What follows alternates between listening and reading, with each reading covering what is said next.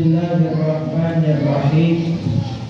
Assalamualaikum warahmatullahi wabarakatuh. Waalaikumsalam warahmatullahi wabarakatuh. Alhamdulillah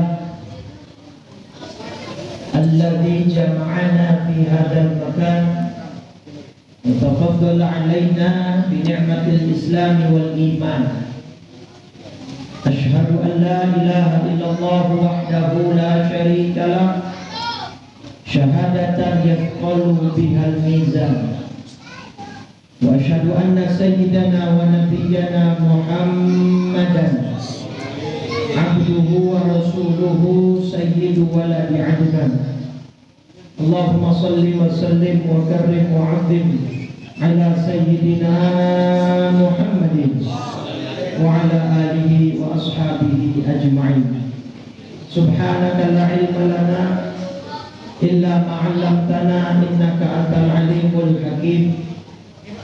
Rabbi shrah li sadri wa yassir li amri wahlul 'uqdatam min lisani yafqahu wa saddid lisani wahdi qalbi bihaqqi sayyidina Muhammadin sallallahu alaihi wa alihi wa sahbihi wa sallam.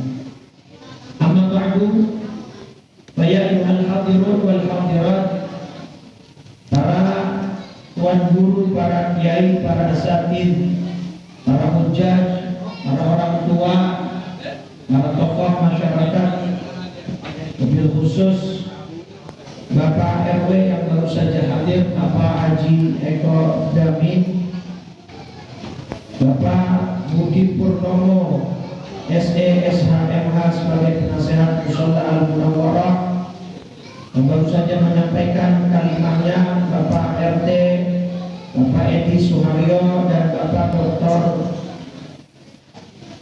Andrian Ramadan serta Bapak Ustaz Abdul Rahman, Bapak Fadil dan qari kita Al-Mukarram Al-Muhtaram Al-Ustaz Ahmad Fairuz. Mata'adallahu bituli hayatihi wa nafa'ana bi'ulumih. Kita doakan para orang tua, para tokoh, para guru semua dipanjangkan umurnya, sehatin badannya, diberkahi rezekinya, manfaat ilmunya, dan besok bisa bersama-sama dengan kita di dalam surganya. Amin ya rabbal. Catatannya cuma segitu nih Pak. Jadi mohon maaf kalau yang belum tersebutnya, bukan mengurangi rasa hormat dan takdir, tapi karena kita belum saling mengenal, mudah-mudahan tidak mengurangi sama sekali rasa hormat dan takdir saya. Dan juga tim Hadroh, apa ini namanya? Al-Falah, yang sudah memimpin kita membaca kisah maulid baginda Rasulullah sallallahu alaihi wasallam. Mudah-mudahan yang berkah maulid kita dapat syafaatnya kelak di yaumil qiyamah. Amin ya rabbal. Perkenalan dulu kali ya. Nama saya tadi berkali-kali yang nyebut rada susah. Memang panjang nama saya Bapak Ibu. Ahmad Inqodul Himam Rantau. Ada 4 suku kata. Tapi ngomong-ngomong rantau yang di ujung bukan saya dari daerah Sumatera, rantau sana bukan. Almarhum abah saya dari Cilacap, Jawa Tengah. Ada orang Cilacap ini? Ada. Dari Masan ada? Orang Penak. Tapi saya kecil lahir di Jakarta karena rumah saya asli Betawi, Klender, Jakarta Timur. Jadi saya dari lahir kecil di Cipinang, Muara, Jakarta Timur. Bisa hadir di daerah perumahan Wahana Harapan di sini, betul ya? Wasilah Bapak Fadil, karena beliau bekerja di rumah sakit Persahabatan dan saya mengisi rutin di masjid rumah sakit tersebut. Jadi bisa hadir ke sini wasilah Bapak Fadil. Alhamdulillah kita bisa berkenalan. Ya, panggilnya Ahmad boleh, Itkon boleh, Himam juga nggak apa-apa, Rantau belum ada. Jadi Jadi itqanul himam itu, itqan itu artinya profesional Pak. Ada hadis kata Nabi, innallaha yuhibbu abdan idza amila amalan ayyutinahu, atau kama qala Rasulullah.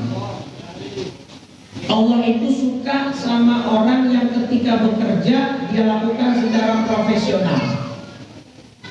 Jadi itqan itu artinya profesional, himam semangat. Jadi itqanul himam kalau digabung semangat profesionalisme yang tinggi. Makanya saya orangnya profesional banget Pak. Padahal malam ini banyak barengan acara, tapi saya milih datang di Wahana Harapan. Alhamdulillah. Kenapa? Karena yang lain nggak ada yang undang. Ya, profesional kalau nggak diundang masa datang ya. Baik. Saya usia kira-kira berapa Pak Bu? 50. Setua itu saya. Saya kelahiran 90. Berarti sekarang 33. Alhamdulillah sudah berkeluarga. Putra putri 4. 2 putri, 2 putra. Tapi 1 putra meninggal, sekarang jadi yang ada 3. Doakan dan jadi anak soleh bolehah. Saya yakin doa Bapak Ibu mustajab, apalagi di bawah guyuran hujan tadi. Kata orang Arab begini Bu, al-wujuhu miraya tulika asrarul baroya la tas'alil mar'a an khalaiqihi fi wajhihi syahidun 'anil khabar. Kayaknya orang komplek Wahana Harapan udah paham semua, ini udah sarap ya. Gak usah saya aktifkan ya. Kayaknya di luar kepala bahasa Arab kan? Iya. Gini Pak, kata orang Arab, wajah itu sangat bisa menjadi representasi dari pribadi seseorang. Makanya Nabi begitu hijrah, Nabi hijrah dari mana Bapak Ibu? Mekah ke? Itu orang Madinah pertama kali melihat wajah Nabi, arafna anna wajhahu laysa biwajhin kadzdzab. Kami tahu orang ini bukan pembohong. Kenapa? Dari wajahnya udah kelihatan. Itu Rasulullah SAW. Maka kata orang Arab, kalau mau nilai orang, makanya kan ada istilah di anak-anak muda, love at first sight. Ngerti kan kalau bahasa Inggris ya? Ada juga cinta pada pandangan. Itu orang-orang Madinah langsung cinta kepada Rasulullah saat pandangan pertama karena wajahnya. Laqamari lailatul badri, seperti rembulan di malam purnama, indahnya luar biasa. Nah, jadi kalau mau nilai orang itu gampang, lihat dari wajahnya. Makanya saya bilang tadi Bapak Ibu doanya mustajab, karena saya yakin, saya lihat dari ujung-ujung nih wajahnya kelihatan semua. Hah? Iya benar. Kalau nggak kelihatan, komedi gitu ya. Baik, udah ya. Perkenalan kita cukup, jadi saya tinggal di Cipinang Muara. Alhamdulillah pernah belajar, dapat beasiswa S1 di Al-Ahqaf University Tarim Hadromaut Yaman. Universitas Al-Ahqaf ya, di kota Tarim Hadromaut Yaman, 5 tahun. S2 dapat lagi beasiswa. Ini rada-rada melenceng kalau dari, karena S1 saya Hadromaut Yaman, S2-nya di Amerika Pak, ambil Islamic Studies and Christian Muslim Relation ya, tapi untungnya Amerikanya bukan yang kota-kota gede di kampung dah, di ujung yang alhamdulillah masih sepi dan gak banyak orang. Tapi insya Allah untuk ilmu agama kagak macam-macam dandannya. Insya Allah masih tetap istiqomah di jalan ulama-ulama Ahlus Sunnah wal Jamaah. Makanya doain biar ilmu saya manfaat. Sekarang saya diamanati sebagai anggota Komisi Dakwah MUI Pusat di bawah Pak Khalil Nafis dan Pak Zubaidi. Jadi memang ya lingkungan Jakarta dan sekitarnya saya mengisi rutin di beberapa masjid dan mushola. Baik, saya kira cukup untuk perkenalan. Kita langsung doa karena udah jam 11:30.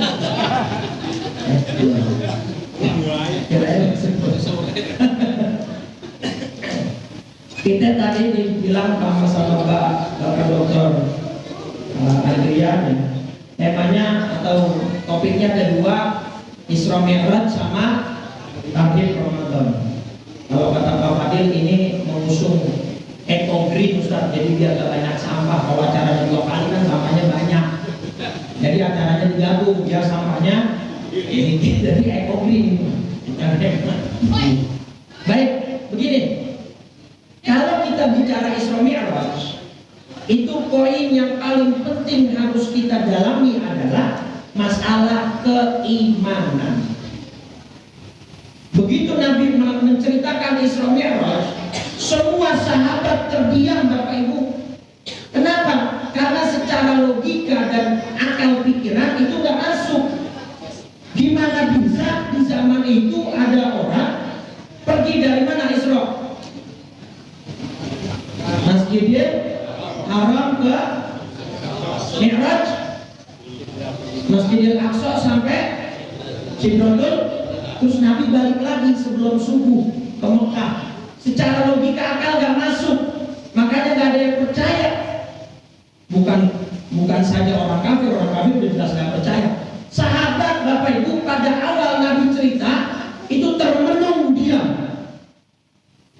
Ini kalau langsung dipercaya tapi gak masuk logika, mau dibantah tapi yang cerita Nabi. Satu-satunya sahabat yang langsung percaya detik itu juga siapa? Abu Bakar. Siapa jawab tadi Pak? Nanti ada kata Pak Adil ada door prize. Ini kayak sepeda katanya. Tadi di situ ada sepeda tuh. Mana tahu ada siapa. Jadi Bapak Ibu Abu Bakar dapat gelar apa tuh? As-Siddiq, karena membenarkan peristiwa Isra Mi'raj. Nah Bapak Ibu, kata Imam Syekh Manna Khalil Al-Qattan dalam kitab Madzahib fi Ulumil Quran, kita di zaman modern begini Pak, dengan adanya teknologi pesawat, ada lagi kereta cepat Jakarta Bandung, apa namanya itu? Bus. Artinya begini, kalau di zaman Nabi saja Abu Bakar yang belum ada teknologinya bisa langsung iman dan percaya, apalagi kita di zaman modern dengan teknologi yang begitu maju, harusnya punya iman yang lebih dalam kepada Rasulullah. Ada satu hadis, Nabi lagi kumpul Bapak Ibu. Kata Nabi, ayul imani a'jab. Kalian tahu gak iman siapa yang paling menakjubkan? Kata sahabat, imanul malaikah ya Rasul, imannya para malaikat. Malaikat beriman wajar. Kenapa? Malaikat di sisi Allah, malaikat menjalankan perintah Allah, malaikat melihat kuasanya Allah, betul gak? Maka nggak mungkin mereka gak beriman, apalagi malaikat gak punya nafsu, betul kan? Malaikat doyan duit nggak? Kalau kita masih doyan, masih. Kira-kira ya, kalau dikasih pilihan mau duit apa mau sholat, pilihan kita yang mana kira-kira? Tapi yang mana dulu? Hah? Kalau sholat bapak ketinggalan nih, gak dapet duitnya. Mana dulu kira-kira yang dulu? Benar, ini pencitraan semua jawabannya. Baik Pak. Jadi iman malaikat pantas beriman, nggak mungkin mereka gak beriman. Kalau mereka gak punya nafsu. Terus sahabat jawab lagi, imanul anbiya, imannya para nabi ya Rasul. Bukan, nabi beriman wajar. Wong mereka jadi perpanjangan tangan Allah di bumi. Terus siapa ya Rasul? Iman kami para sahabatmu? Bukan. Terus siapa? Iman yang paling menakjubkan. Ulaika alladzina ja'u min ba'di wa lam yarawni wa amanu bi. Mereka yang hidup jauh dari zamanku, tidak pernah melihat aku. Bahkan mungkin kita ziarah kuburnya Nabi itu dulu Pak. Betul lah. Umroh haji di sini paling berapa persennya kan? Mayoritas sudah haji belum? Belum kan? Saya doakan yang belum haji biar bisa berangkat. Pesan saya satu, jangan suudzon sama Allah. Jangan pakai ngomong begini, Ustaz saya gak bakal pergi haji. Kenapa? Haji tiap tahun naik terus. Saya orangnya pas-pasan, tiap hari aja makan pakai beras bansos susah. Misalnya ngomong begitu, hati-hati tuh Pak. Lauk cuma 3 T Pak, tiap hari saya. Tahu 3T? Tempe, tahu, telur, toge. Terong 5 jadinya. Ada di jangan pegang ngomong itu Pak. Ayat kedua sebelum terakhir surat Yasin. Surat Yasin sebelum yang terakhir bunyinya gimana? Pun saya punya doang yang ingat ya. Apa awalnya? Innama amruhu idza arada ayyaqula lahu. Artinya, ayo, yang bisa saya keluarin dompet lah, tanpa lihat HP tapi. Ketika Allah sudah menetapkan perkara dan urusannya, Allah tinggal bilang jadilah, maka jadi. Jadi Bapak Ibu kalau mau niat haji umroh, nggak usah pakai pesimis. Niat ya Allah saya mau berangkat, sebelum mati kasih saya kesempatan untuk berangkat haji. Insya Allah berangkat. Saya punya cerita jamaah saya, ini nyata. Saya lihat sendiri buktinya dengan mata kepala saya sendiri. Di sini tahu cilok nggak? Ada jajanan cilok nggak di sini? Apa cilok? Ini ngaji di cilok-cilok. Jamaah saya pedagang cilok Pak, di daerah namanya Kayu Putih, di Jakarta Timur ada perumahan mewah namanya Pulau Mas, tapi itu berbatasan langsung dengan daerah sederhana, pemukiman warga sederhana namanya Kayu Putih. Jamaah saya tinggalnya di Kayu Putih yang sederhana itu, tukang cilok. Tapi memang punya kelebihan, bisa mijit Pak. Nah salah satu langganan pijit dia orang Pulau Mas. Tiba-tiba malam telepon, Pak besok siap-siap pagi-pagi kita ke imigrasi ya. Ngapain bos? Bikin paspor. Kamu mau kemana? Saya mau ngajak kamu pergi haji. Awal mulanya begini, jadi tuh bapak kaya bukan main, rumahnya mewah luar biasa. Dia punya penyakit apa kolesterol apa asam urat, jadi suka pijit. Ibunya istrinya udah ngomong, Pak nanti kalau papa di sana mama nggak mau pijit-pijit ya, bukan karena membangkang atau durhaka sama suami, tapi dia pakai haji furoda Bu, tahu furoda? Haji furoda yang tahun itu daftar, tahun itu berapa? 400 juta Bu Pak seorangnya. Jadi dia 3 orang, dia suami istri sama tukang. Jadi berapa tuh? 4 kali 3 se-M 1,2. Berangkat Bu, itu yang tukang cilok Pak. Nginepnya di Zamzam Tower. Tahu Zamzam Tower? Yang menara jam gede itu. Jadi begitu keluar lobi hotel kepleset langsung nyampe, masih dilarang. Bener gak? Saking. Jadi kalau secara logika mungkin gak tukang cilok berangkat haji pakai furoda lagi? Secara logika matematika hitung-hitungan manusia mungkin gak? Tapi tadi innama amruhu idza arada syai'an, maka hikmah dari cerita saya barusan, mulai besok kita dalam kalau enggak mijir. Jadi maksud saya Pak jangan meremehin kuasanya Allah. Bilang aja ya Allah saya pengen umroh haji, pengen ziarah ke makam Rasul. Nah kata Nabi, iman yang membanggakan adalah mereka yang jauh hidupnya dari zamanku, tidak pernah melihat aku, tapi percaya dan beriman kepadaku. Siapa yang dimaksud Nabi? Warga komplek perumahan Wahana Harapan. Jadi besok Pak, ini Nabi di depan, sahabat, tabiin, terus ulama-ulama, paling belakang warga komplek Harapan Wahana. Wahana Harapan. Saya balik-balik dulu. Paling belakang Pak, nggak apa-apa. Yang penting masih satu. Masuk nggak ke surga? Insya Allah nih. Wajah-wajah di surga semua. Nah, jadi kita itu dibanggain imannya Pak sama Nabi Muhammad SAW. Kalau secara logika benar juga. Kita nggak pernah melihat Nabi. Bahkan mimpi ketemu Nabi, bukan yang pernah mimpi ketemu Nabi. Itu hadisnya sahih Pak, bisa kita mimpi ketemu Rasul.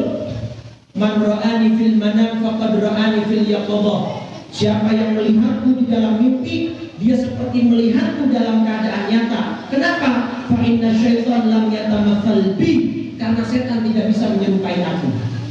Kalau yang lain bisa diserupai oleh setan, misal Bapak Ibu mimpi, Ustaz semalam saya mimpi ketemu ayah saya udah meninggal Ustaz, terus ayah kamu pesan apa? Katanya saya udah dibebasin, gak perlu sholat. Dengerin jangan tuh yang mimpi begitu. Nah, besokan lagi mimpi ketemu kakeknya pesan apa Bu? Pak, kata kakek saya suruh pasang 4 angka. Dengerin kan? Ya, pertama. Ya, barangkali jempol gitu Pak ya. Nah, jadi Bapak Ibu yang saya hormati, yang saya muliain, ayo kita sadari kita punya iman, ini dibanggain sama Nabi. Kita hidup bersama, jauh dari Nabi, tinggalnya jauh dari tempat tinggal Nabi, dari tempat wafatnya Nabi, tapi Allah kasih iman kita.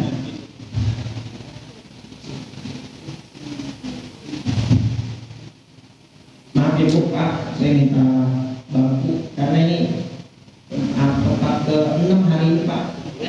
Jadi saya udah mulai ada oleh ya. Kalau saya berdiri terus tiba-tiba pingsan kan gak lucu. Jadi mohon maaf nanti saya mungkin agak duduk ya biar bangun duduk. Sampai mana tadi ya? Bangku. Iya benar sih ada bangku. Seandainya di plastik yang bangku plastik juga nggak apa-apa. Yang penting saya bisa duduk. Ya, jadi gini Bapak Ibu, kita punya iman udah dititipin sama Allah. Ini kan temanya aktualisasi, mana dia temanya? Oh ini ya, aktualisasi kisah Isra Mi'raj di era digital agar menjadi generasi yang taat.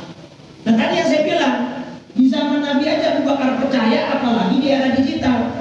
Dulu orang gak kepikiran Pak, saya waktu di Amerika bisa video call face to face in real time sama orang di rumah. Dengan teknologi yang namanya apa? HP. Video call, HP. Betul ya? Di sana jam berapa, di sini jam berapa? Bisa. Maka maksud saya, kalau Bapak Ibu memahami betul iman yang Allah sudah titipin, insya Allah ibadahnya makin rajin. Nah, saya punya cerita begini. Ini tentang iman Bapak Ibu. Saya lahir 90, abah saya wafat 98. 98 Indonesia ada tragedi apa itu? Enggak ekonominya, krisis moneter, kita singkat krismon. Pak, saya 8 tahun yatim, ibu saya menjadi single fighter, saya manggilnya Umar saya jadi seorang pejuang membesarkan 3 anaknya termasuk saya. Krisis moneter ditambah abah saya meninggal, ekonomi kami gonjang-ganjing Pak. Hampir tiap hari saya dikasih makan tempe sama rumah saya. Cuman ya kreativitas ibu-ibu, tempenya berubah-ubah warnanya. Kalau pagi digoreng bareng nasi goreng, ntar siangan dikit di orek, sorenya di bacem, besoknya sayur kuning pakai tahu, tempe juga. Jadi saya sebagai anak kecil belum ngerti syukur Pak, belum mengerti mana syukur.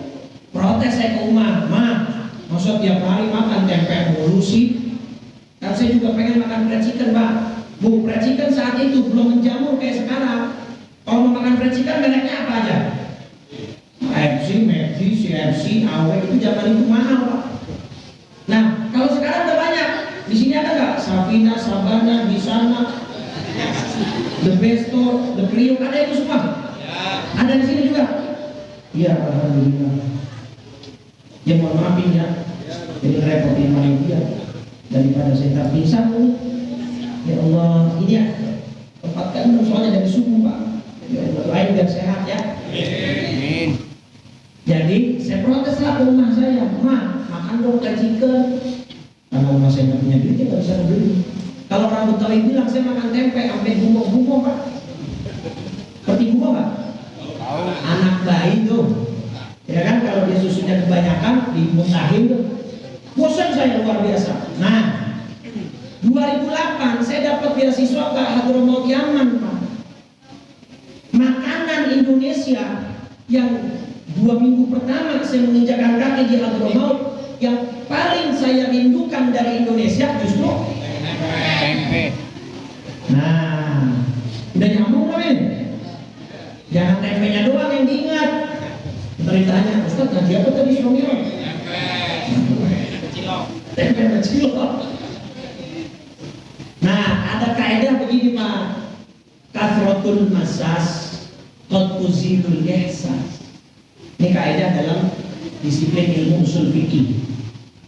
Kalau kita terlalu mudah mendapatkan sesuatu, seringkali kita mengabaikan value atau nilai dari sesuatu tersebut. Tapi kan bisa ngomong ya? Nggak ketinggian kan enggak kan? Jadi kalau kita ngedapetin sesuatu dengan gampang, kita nggak peka Bapak Ibu tentang nilai sesuatu yang udah kita dapat.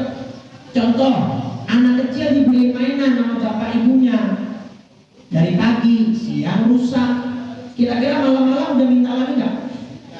Kenapa? Karena tahunya anak kecil, dia minta mainannya ada, betul kan?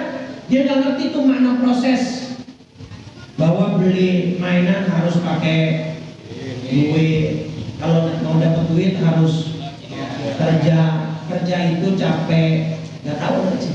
Maka dia kurang mengerti nilai mainan yang dia punya. Mohon maaf, kebanyakan kita Islamnya kan dari lahir, betul ya? Walaupun ada mualaf paling 1, 2, 3 orang dalam satu wilayah kampung gitu. Kebanyakan kita dari berarti Islamnya keturunan. Balikkan ke kaidah tadi Pak, karena kita dapat Islam dan imannya mudah, dari kecil sudah Islam, dari kecil sudah beriman, akhirnya begitu dewasa dia tidak peka bahwa nilai iman dan Islam yang dia punya itu mahal luar biasa. Kenapa? Karena dia dapatkannya dari kecil. Nyambung dan nyambung. Sama kayak cerita tempe saya tuh. Ketika saya dapetin tempe muda, saya abaikan, saya buang-buang, saya bosan-bosan. Begitu saya berpisah dari tempe, justru saya malah kangen. Kan begitu manusia. Kaidahnya begitu. Nah, Bapak Ibu sudah dititipkan iman sama Allah, sudah dititipkan Islam, jaga iman Islamnya, pelihara. Dengan cara apa? Oleh-oleh Isra Mi'raj apa? Nah itu. Ini karena acaranya banyak, saya perlu gabung-gabungin. Jadi cara menjaga iman nomor 1 adalah sholat. As-salatu imaduddin, man aqamaha faqad aqamaddin, wa man tarakaha faqad tarakaddin. Sholat itu tiang agama. Siapa yang mendirikan sholat, dia mendirikan agama. Siapa yang tidak melaksanakan sholat, dia menghancurkan agamanya. Jadi kalau ditanya sholat nomor berapa? Sholat nomor berapa? Hah? Sholat nomor berapa sholat? Nomor 2, nomor 1-nya? Jadi sholat boleh nggak dilanggar? Boleh. Boleh. Sholat dilanggar boleh nggak? Boleh. Apa langgar? Sholat. Ya, alhamdulillah. Jadi pinter-pinter zaman sholat menawar nih. Ada kegocek gitu ya. Nah, jadi memang caranya sholat Pak. Nggak ada lagi cara jaga iman sholat. Maka Nabi bilang, bainar rajuli wa bainasyirki wal kufri tarkus sholat.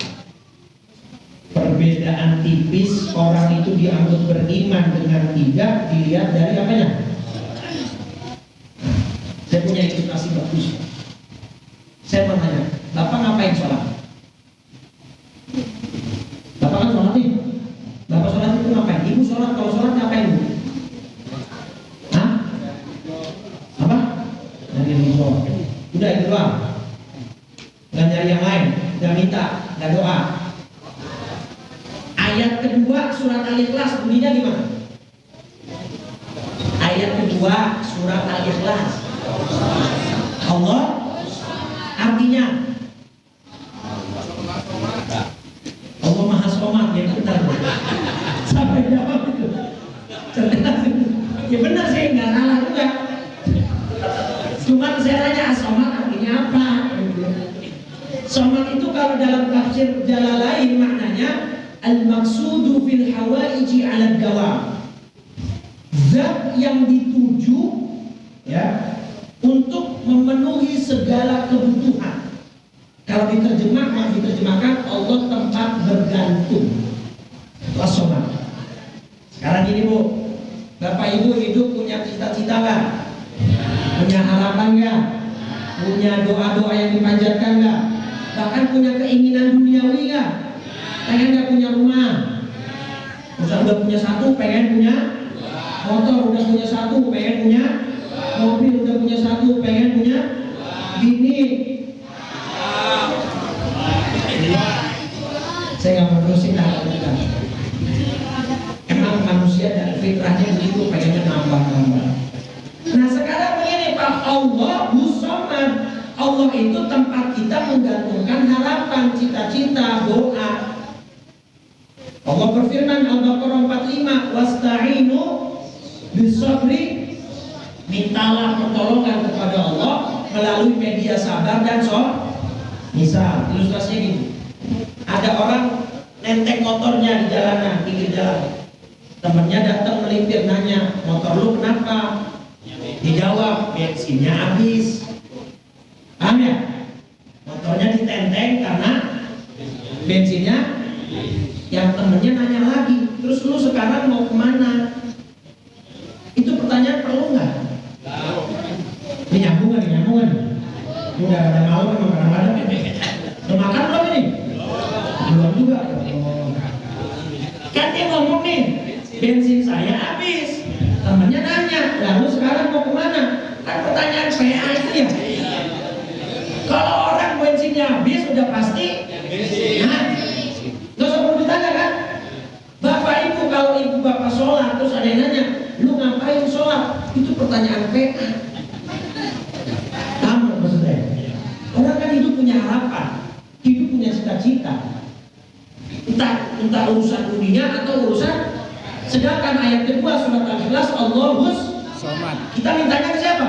Allah. Tadi wasta'inu bis-sabri. Nah mintanya lewat sholat. Makanya kalau lagi sholat boleh nggak doa? Di mana posisi doa terbaik? Sujud. Ketika sujud. Sujud keberapa? Terakhir. Sebenarnya sujud berapa aja boleh. Tapi ya memang yang paling banyak sujud. Tapi kalau jadi imam jangan kelamaan sujud terakhirnya. Imam mati gimana? Kalau mau sholatnya, kalau mau sujudnya panjang, doa yang banyak, ketika sholat boleh minta aja. Pakai bahasa Indonesia asal jangan diucapkan, boleh. Misalnya dalam sujud, ya Allah, kata ibu-ibu ini lagi doa sujud, suami saya lagi sakit parah, ya Allah tolong percepat, ya Allah. Percepat apanya? Sembuhnya. Boleh kan? Karena memang kita mintanya kepada Allah. Daripada ada orang minta urusan dunia nggak ke Allah, nggak lewat sholat, malah datang ke orang pinter, ke dukun, akhirnya musyrik. Yang saya nggak habis pikir, dia datang ke dukun minta kaya, dukunnya masih ngontrak. Bahkan kontrakannya lebih kecil dari kontrakan dia Pak. Kan lucu ya? Kalau emang dia bisa bikin kaya orang, harusnya. Nah, ini kejadian di Purwokerto. Desa kampung saya, Pak, ada orang Purwokerto. Ada Pak, dia Pak itu Pak di Purwokerto, penemuan 3 sosok bayi yang dikubur hidup-hidup. Setelah pengembangan kasus, ternyata ada 7 bayi. Setelah dikembangkan lagi, tahu nggak? Itu hasil inses ayah dengan anak kandung. Dan yang lebih gilanya lagi, itu ayah melakukan hal gila seperti itu, disuruh dukunnya syarat supaya dia kaya. Jadi dia datang ke dukun minta kaya, syaratnya harus melakukan hal keji dan luar biasa yang bahkan hewan gak kerjain ke anak kandungnya, putri kandungnya sendiri, sampai hamil 7 bayi, bayinya lahir dikubur hidup-hidup semuanya. Coba ya. Kalau kita mintanya lewat sholat udah aman Pak. Minta dunia juga boleh kok. Memang itu tempatnya Allahus Somad, dunia punya Allah. Daripada begitu bayangin berapa dosa. Dukun, ciri, melakukan incest dengan putri kandung, alhamdulillah dosanya berkali-kali lipat daripada zina yang biasa. Sudah begitu bayinya lahir dikubur hidup. Itu juga setannya yang bisikin, pojok itu minder. Kata iblisnya, kata setannya, perasaan saya dulu gak gini-gini amat dah. Ternyata yang setan dari setan itu sendiri. Alhamdulillah. Betul Bapak Ibu. Maka kita minta kepada Allah lewat memang itu jalannya kok. Wasta'inu bis-sabri, minta lagi sholat. Ya. Maka ada cerita begini nih. Ada tukang cukur ateis. Tahu ateis? Apa ateis? Bukan nggak punya agama, kurang tepat. Tidak percaya konsep ketuhanan. Dia nggak percaya Tuhan. Tukang cukurnya tiba-tiba datang seorang anak muda cerdas dari komplek. Apa sih panggilannya ini kompleknya? Bekasi banyak banget harapan sih, saya bingung. Kemarin saya undangan di harapan ini aku jadi agak. Nah akhirnya kata si tukang cukur ngobrol, mas percaya nggak ada Tuhan? Kata anak mudanya, percaya pak. Kata tukang cukur, saya mah nggak percaya ada Tuhan. Kok begitu pak? Ini kalau Tuhan ada, kata tukang cukur nih yang ateis, itu anak-anak nggak berdosa, gizi buruk. Apa kalau di kita sekarang tuh yang main stunting misalnya ya. Kemudian orang-orang miskin mati kelaparan, kok dibiarkan? Katanya Tuhan ada, katanya Tuhan maha kasih, maha sayang, kok dibiarin? Paham ya? Ketidakadilan segala macam lah. Masalah manusia. Kata anak mudanya dalam hati, ya saya mau nyukur jadi berdebat masalah Tuhan itu ribet urusannya tadi. Tapi dia mikirin jawabannya. Begitu keluar dari tempat cukurnya, di depan ada pengamen, rambutnya gondrong. Menyambung ini. Pengamen, rambutnya. Dia masuk lagi Pak kan sini. Tadi Bapak bilang nggak percaya adanya Tuhan. Iya, sekarang gantian ya. Saya mendeklarasikan saya tidak percaya ada tukang cukur di dunia. Udah nyambung deh. Tukang cukurnya marah dong, dibilang begitu. Apa alasan kamu bilang nggak ada tukang cukur di dunia? Saya kan profesinya tukang cukur. Barusan kamu cukur sama saya, pokoknya saya nggak percaya. Baik, kalau begitu apa argumentasi Anda? Kalau tukang cukur ada di dunia Pak, harusnya tidak ada orang yang rambutnya gondrong. Gampang marah tukang cukur. Jangan salahin saya dengan mengatakan tukang cukur tidak ada. Itu kan yang maksud kamu pengamen yang di depan yang gondrong. Salahin dia. Dia yang kamu datang ke saya. Nyambung bro? Kalau dia datang ke saya, masuk ke tempat saya, biarpun dia nggak punya uang, saya cukur gratis. Jangan cukur gratis, makan sama susu gratis. Misalnya itu tukang cukur, ini tukang cukur Pak. Tukang cukur. Cuma dia yang kamu datang. Nah kata anak muda, begitu juga Tuhan Pak. Nih tiap hari 5 kali muazin manggilin, hayya 'alas shalah. Dia yang kamu datang. Giliran ada masalah nyalain Allah. Adil nggak kira-kira begitu? Habis hayya 'alas shalah, hayya 'ala apa artinya falah nih? Grup hadroh kita. Apa artinya falah? Kemenangan, kejayaan, kesuksesan, keberhasilan. Jadi kalau Bapak Ibu sholat, terutama yang Bapak masjid Ibu sholat, sukses hidupnya Pak. Itu janji Allah. Benar? Nah itulah kita yang nggak mau datang yang itu Tuhan. Udah nyambung tuh. Makanya tuh di kampung ada aki-aki tukang azan. Dia yang azan, dia yang qomat, dia yang imam. Mudah-mudahan musola orang nggak begitu nih. Dia yang azan, dia yang imam, dia yang qomat. Begitu dia musola takbir, dia lihat kagak ada orang Pak. Ada atuh temennya sesama marbot itu juga. Begitu malam jam 11 dia azan. Punya ide jam 11 malam azan. Supaya kan di set paling full. Satu kampung datang Pak, sampai kades lurah datang. Apinya duduk nyantai, jomel-melin. Gila lu ya. Azan jam berapa nih? Jam 11 tuh azan apaan? Akhirnya menyantai, yang gila bukan gua, lu pada. Loh kok kita nih? Lah tadi gua azan jam 7 gak ada yang dateng. Kenapa? Azan kapan jam 7? Nah sekarang jam 11 gua azan datang semua. Yang gila siapa berarti? Kamu. Maka kalau udah azan dateng. Kayak tadi saya cerita tuh ya, iman itu penjagaan pertama, benteng pertama itu sholat. Mohon maaf, saya tidak mengeneralisir, tapi fakta yang saya lihat waktu saya di Amerika di Hadramaut, saya punya banyak teman mu'alaf. Mu'alaf itu hebatnya, salah satu yang saya takjub, 15 menit sebelum azan itu soft pertama udah penuh, Pak. Yang baca Quran, yang zikir, yang pegang tasbih, yang baca pelajaran, karena kan kami dulu di sana santri semua. Tapi kalau azan yang orang Islam yang kita nih dari lahir, azan udah berkumandang nih. Bininya udah bilangin, Bang, Pak, ya, udah azan tuh. Ya belum komat. Komat udah nih. Pak, udah komat tuh, Pak. Belum takbir. Pak, udah takbir. Ya baru 1 rakaat. Datang pas tahiyat terakhir. Itu kalau orang sono, bukan orang sini. Kalau orang sini mah kagak. Saya yakin husnuzon. Saya kalau datang sholat subuh ke sini jam 3 pagi nggak bisa masuk. Hah? Masih. Jadi Bapak Ibu ya Allah, sholat itu perhatikan, terutama anak kita ini. Nah ini kan pengaplikasiannya di era digitalisasi agar menjadi generasi yang taat. Nih sekarang poin ketiga, anak-anak kita nyuruh sholatnya anak sekarang sama anak dulu sama berbeda. Beda. Dalam surat Toha 123, ya ayyuhalladzina amanu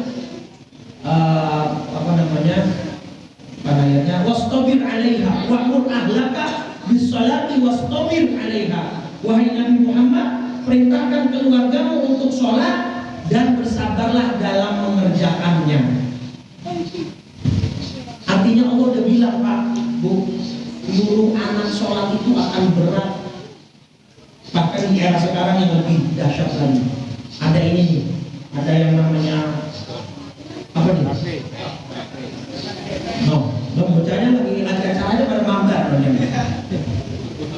Tapi nggak apa-apa, masih mending mau masuk ke sholat. Nah, ini HP, Bu. Pernah ada pertanyaan ke rektor saya di Hadramaut Yaman. Namanya rektor kami namanya Profesor Dr. Habib Abdullah Abdiyah Baharul. Ditanya, "Bib, gimana sih cara mendidik anak zaman sekarang di era digital yang handphone, game online, malah sekarang yang anak muda pada banyak yang kelilit judi slot." Tahu nggak judi slot? Tahu aja main hardware. Usah dicek-cekin apa itu, Ustaz. Jangan itu. Judi slot itu sekarang gampang, Ustaz. Pak, main judi tinggal download aplikasi, beli 50.000 token, jadi main judi. Bahkan nggak jarang di Jakarta, Pak, itu ada yang sampai keliling utang pinjol buat main. Wow, itu dari arah setan. Banyak yang bunuh diri. Tahu pinjol nggak? Kepala bapak kalau kejedot, rumahnya makin malam makin. Nah, maksud saya gini, Habib Baharul ditanya, "Bib, gimana mendidik anak supaya ini nih era digitalisasi sekarang?" Nah, Habib kami, rektor kami jawab begini. Ini jawaban cerdas luar biasa. Bapak Ibu, yang namanya nahkoda pelaut, ketika dia berlayar di laut pasti ada ombak dan badai. Jadi kata rektor kami, kata guru kami, Abdiyah Baharul, kalau kamu nanya gimana caranya menghilangkan ombak dan badai supaya nahkoda dan pelaut bisa berlayar dengan lancar, saya nggak bisa jawab. Karena sudah sunnatullah, yang namanya laut pasti ada ombak dan badai. Terus gimana supaya pelayar nahkoda pelaut bisa selamat? Yang bisa kita lakukan, upgrade kemampuan kapalnya, tingkatkan kemampuan nahkodanya. Kalau ombak badainya bisa dihilangkan nggak? Ini sekarang badai, ini sekarang ombak. Bisa nggak kita menghapus ini? Orang sekarang dulu aja pas corona sekolah pakai Zoom, udah zamannya. Ini ombaknya buat anak-anak kita, ini badai buat anak-anak kita, nggak bisa kita hilangin. Yang bisa kita lakukan apa? Tingkatkan kemampuan agama anak-anak kita sebagai skill dan modal buat dia, supaya ini bisa bukan dilakukan, digunakan dengan cara yang bijak dan baik. Setuju nggak kira-kira? Terakhir sebagai pesannya, nah arahnya ke sini nih. Ibu bapak ntar buka surat At-Taghabun, terutama buat bapak. Ini ayat buat kita, Pak. Ini ayat buat para bapak. Surat At-Taghabun, surat 64 ayat 14. Allah berfirman di mana? Ya ayyuhalladzina, wahai orang-orang, ya ayyuhalladzina amanu, wahai orang yang beriman, inna min azwajikum wa auladikum aduwwan lakum fahdharuhum. Wahai orang-orang yang beriman, sesungguhnya istri dan anak kalian ada yang bisa jadi musuh bagi kalian, maka berhati-hatilah. Ustaz, istri dan anak bisa jadi musuh? Bisa. Gimana? Saya buka-buka tafsirnya, tafsir Al-Baghawi, tafsir Al-Maraghi, tafsir Jalalain, tafsir Hadayatul Rahmi wa Raihan. Itu sepakat, maksudnya anak dan istri bisa jadi musuh di dua dimensi, dunia dan kalau di dunia udah banyak loh kasus istri bunuh suami, anak bunuh ayah, banyak, udah ada. Jadi anak istri udah bisa jadi musuh di dunia. Tapi itu gak seberapa kata ulama. Yang parah kalau mereka jadi musuh di akhirat. Gimana caranya? Nah, dalam kitab tafsir Hadayatul Rahmi wa Raihan, istri dan anak sudah diputuskan bakal masuk neraka. Bapaknya atau suaminya sudah diputuskan masuk surga. Istri dan anak yang maju ke Allah menghadap, protes, ya Rabb, khudh bihaqqina minhu, tunggu dulu. Ini bapak kami, ini suami saya, jangan dimasukkan surga dulu. Kenapa? Ada hak yang belum dia tunaikan, ada kewajiban yang belum dia selesaikan untuk kami. Apa? Ma'allamana ma najhalu. Dia nggak ngajarin kami tentang agama kami, sehingga kami bisa masuk neraka sekarang. Nggak diajarin sholat, nggak diajarin ngaji, nggak dimasukin yayasan ngaji, pondok pesantren dan lain sebagainya. Pokoknya agamanya di nomor 2 kan di nomor 3. Sehingga kami sekarang begini. Terus apa yang kalian mau? Tukar ya Rabb, masukkan suami saya atau istrinya. Kata anaknya, masukkan ayah kami ke dalam neraka, sedangkan kami ke dalam surga. Ditukar sama Allah. Gara-gara bapaknya tidak memberikan hak pendidikan agama. Bapak Ibu, kita selama ini menuntut anak jadi anak berbakti. Bahkan kita tidak jarang menyematkan anak-anak dengan anak yang orang tua bisa durhaka nggak saya tanya? Bisa. Kata Sayyidina Umar, ada 3 hak yang kalau tidak ditunaikan oleh seorang ayah, ayahnya menjadi durhaka kepada anaknya. Apa? Pertama, ayat taqiyya ummahu, memilihkan ibu yang terbaik buat anaknya. Artinya dulu begitu mau nikah jangan asal pilih. Kalau orang Jawa kan ada bibit. Kalau dalam Islam apa hadisnya? La tunkahul mar'atu illa li arba'. Ya, jangan nikahi perempuan kecuali dengan kriteria apa? Li jamaliha, kecantikannya, wali nasabiha, nasab keturunannya, wali maliha, harta kekayaannya, wali diniha, dan agama. Tapi kan satu orang 4 itu kumpul susah. Benar gak? Maka yang paling diprioritaskan apa? Faghfar li dzatid din. Cari yang agamanya paling bagus. Itu. Yang kedua, hak anak apa? Kasih nama yang bagus. Ayyuhassina ismahu. Jangan kayak teman saya no. Ustaz, saya ngasih nama anak saya Anam. Cakep Pak. Anam saya kira Sayyidul Anam. Sayyidul Anam itu kan julukan Nabi Muhammad. Anam itu artinya manusia. Sayyidul Anam, pemimpin manusia. Tapi kata saya, Ustaz, namanya bukan Anam, itu nama panggilan. Dan nama aslinya siapa? Dari Quran Pak Ustaz. Apa nama aslinya? Jahannam. Kan dari Quran kata dia. Ya dari Quran sih, dari Quran, nggak begitu. Fir'aun juga di Quran ada. Masa kita mau ngasih nama anak Fir'aun? Nah yang nomor 3 ini, memberikan pelajaran agama yang benar. Itu hak anak kita.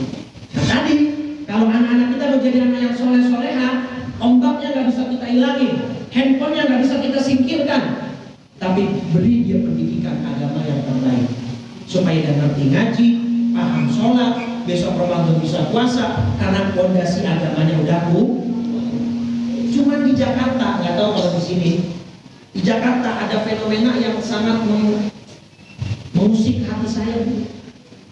Di Jakarta itu ada fenomena ibu-ibu muda kalau masukin anak-anaknya ke les bahasa Inggris, les matematik, English course, terus matematik itu apa? Kumon. Saya ngetes aja kali udah pernah ngantuk. Kumon. Apalagi tuh? Itu kan biayanya jutaan Bapak Ibu. Satu semester bisa 8 juta itu. Tapi giliran buat ngaji anaknya di TPA, TPQ, masjid, musola sekitar rumahnya, paling bayaran sebulan cuma 50.000. Nunggak nyampe 6 kali. Mudah-mudahan di sini kagak. Giliran ditagih, Bu maaf anaknya belum bayaran ngaji. Pinteran dia lagi jawabinnya, Ustaz kan guru ngaji mah harus ikhlas. Jadi guru ngaji nggak boleh makan Pak. Saya bukan lagi mau mengkomersilkan ilmu agama, enggak. Biar kita tahu proporsi masing-masing. Padahal lagi jawab Ustaz, kalau bahasa Inggris matematika susah, soalnya makanya mahal. Kalau ngajar ngaji kan gampang. Nah, kata saya kalau mengajar ngaji gampang, ajarinnya sendiri Pak. Membentuk makhrajul huruf ain, ghain, kha. Mau dikira gampang, susah itu. Benar kan? Nah ini kita kadang-kadang sama agama, ya Allah malah. Ini teman saya dulu, satu SMA, dia sekarang jadi guru ngaji privat rumah-rumah. Ustaz, saya ngaji privat ke daerah rumah yang lumayan mewah. Saya tanya, dikasih berapa? 2,5 juta Ustaz sebulan. Apa tuh? Rate-nya udah tinggi karena seminggu cuma 2 kali pertemuan, sekali pertemuan 1 jam. Berarti kan sebulan cuma 8 pertemuan. Bagus itu 2,5 juta, rate-nya udah tinggi, udah bagus. Tapi Ustaz, tapi kenapa? Orang tua yang anaknya saya ajarin piara anjing. Anjing tapi bukan anjing-anjing yang gede, yang kecil-kecil imut itu Bu.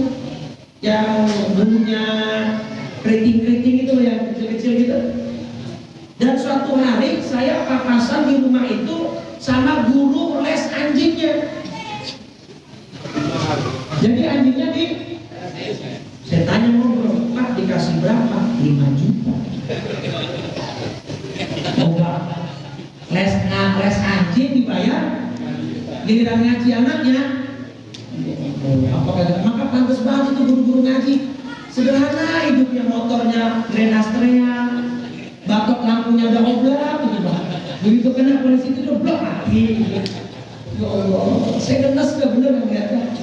Ini biar pada sadar, ini bukan komersialisasi agama Pak, enggak. Ini jasa yang harus kita bayar jasanya. Mau ikhlas apa enggak urusan siapa? Guru ngajinya mau Allah. Lah kalau anak kita ngaji sama guru itu, malah dulu orang Betawi di kampung saya ngajarin, kalau kita ke rumah guru ngaji, jalan jangan tegak aja. Jalan harus miring. Kamu miring? Apa? Ada yang di bawah. Paham nggak? Itu bukan saya mau ngajarin guru biar pada komersial, enggak. Biar kita pada paham. Itu anaknya bisa ngaji gara-gara guru ngajinya. Bahkan kalau besok kita mati, yang baca Fatihah anak kita, yang baca Rabbil Firli anak kita, gara-gara siapa? Betul nggak? Jadi kita nggak bisa ngilangin ininya, nggak bisa. Dalam fondasi anak kita, gimana ilmu agamanya diperkuat? Tuh, jadi supaya anak besok nggak jadi musuh, malah besok anak memberi syafaat. Gitu. Amin ya Rabbal. Dah, jadi itu saja yang saya sampaikan. Poinnya pertama, Tassalam Isra Mi'raj itu masalah iman, kepercayaan. Kalau Abu Bakar saja yang di zaman itu sudah langsung percaya, mestinya kita di zaman modern ini lebih yakin. Dan iman kita dibanggakan oleh Nabi Muhammad. Walaupun kita lahir di belakang, di ujung, kita nggak pernah ketemu Nabi, bahkan ziarah pun mungkin kita belum pernah, tapi kita percaya, kita beriman kepada Nabi Muhammad SAW. Satu. Yang kedua poinnya, untuk menjaga iman supaya ini bisa terjaga, gimana caranya? Dawamkan sholat, perbaiki sholat. Sholat yang benar tapi fawailun alladzina hum an sholatihim. Pak, Bu, sholat aja ada yang masih celaka. Sholat yang gimana yang celaka? Yang lalai. Nah, ini sedikit. Lalai itu maksudnya dua, tanpa ilmu sama di akhir waktu. Saya pernah ngisi di perkantoran. Perkantoran kan rata-rata orangnya pakai lengan panjang. Dia gulung segini nih Bapak Ibu nih, pas wudhu. Husnuzon saya pas dia wudhu, pas bagian tangan lengannya ditarik lagi. Ternyata enggak, dia cuma membasuh apa yang dia buka segini nih. Saya tanya sama orang mau beli wahana, sah nggak wudhunya kalau cuma basuh segini? Kenapa? Karena kalau tangan sampai Al-Maidah surat 5 ayat 6, faghsilu wujuhakum wa aydiyakum ilal marafiq. Kan saya tegur tuh, mas, tadi wudhunya belum sah. Karena mas ketika basuh tangan hanya ke situ, tolong diulang. Jawabnya pinteran dia. Ustaz, Allah juga tahu niat saya. Kan Allah maha pengampun, Ustaz. Saya paham, mas. Allah maha penyayang, Allah maha pengampun, saya paham. Tapi yang namanya sholat ada itu tadi fawailul lil musolli, celaka mas. Kalau sholat sekedar sholat doang mah, begitu ya. Nah besok di Ramadan ada satu sholat yang nggak ada di bulan lain. Sholat apa? Jangan sampai bolong. Sayang Pak. Ini target Ramadannya nih. Sayang. Kalau Ramadan sholatnya terawihnya kagak dikejar, ke saya cuma ada di bulan itu kok, rugi lah. Pahalanya gede Pak. Itu poin kedua. Poin ketiga, anak-anak kita. Di era digital ini, gempuran, cobaan, ya hiburan bertubi-tubi. Gimana cara kita menyelamatkan anak kita supaya tidak menjadi musuh sesuai surat At-Taghabun ayat 14 tadi? Perdalam, perkuat ilmu agar setelah itu dia mau jadi apapun terserah. Dia mau jadi dokter, insinyur, pebisnis, presiden. Yang penting fondasi agamanya sudah. Nah, itu saja yang bisa saya sampaikan. Sudah jam 1:30, kurang 2 jam. Mudah-mudahan manfaat. Mudah-mudahan apa yang saya sampaikan berguna dan kita semua keluar dari tempat ini dosa-dosa kita diampuni oleh Allah Subhanahu wa taala. Amin ya rabbal alamin. Kalian doa ya. Kita baca Quran surat Al-Fatihah supaya yang hadir di sini umurnya dikasih panjang Allah, sehat badannya, afiat jasmaninya, diberikan berkah dalam rezekinya, dan anak-anaknya dijadikan anak saleh dan salihah, dan pada akhirnya kita semua dikumpulkan di dalam surga Allah Subhanahu wa taala. Al-Fatihah ila hadratin Nabi Muhammadin sallallahu alaihi wasallam. Allah Ta'ala yu'tihil wasilata wal fadilah والشرف والدرجة العالية الرفيعة وابعثه مقاما محمودا الذي وعدته إنك لا تخلف الميعاد. ثم إلى روح الحبيب أبي بكر بن عبد الله العطاس صاحب عيب وصول وفروع أن الله الكريم تغشانا تغشاه بالرحمة والمغفرة ويعيد علينا من بركاته وعلومه ونفحاته في الدين والدنيا والآخرة. ثم على نيته أن الله تعالى يجعل أولادنا وبناتنا من أولاد الصالحين وبنات الصالحات، وعلى نية أن الله تعالى يطول أعمالنا بصحة وخير ولطف وعافية وطاعة، ويبارك لنا في أرزاقنا وأعمالنا، وعلى نية أن الله تعالى يختم لنا بالحسنى بلطف وخير وعافية، وأن يدخلنا الجنة، وأن يجنبنا من النار، وعلى ما نوى أسلافنا الصالحون، وعلى ما نوينا من نوايا الصالحة يا ربنا حققها بسر أسرار الفاتحة. بسم الله الرحمن الرحيم.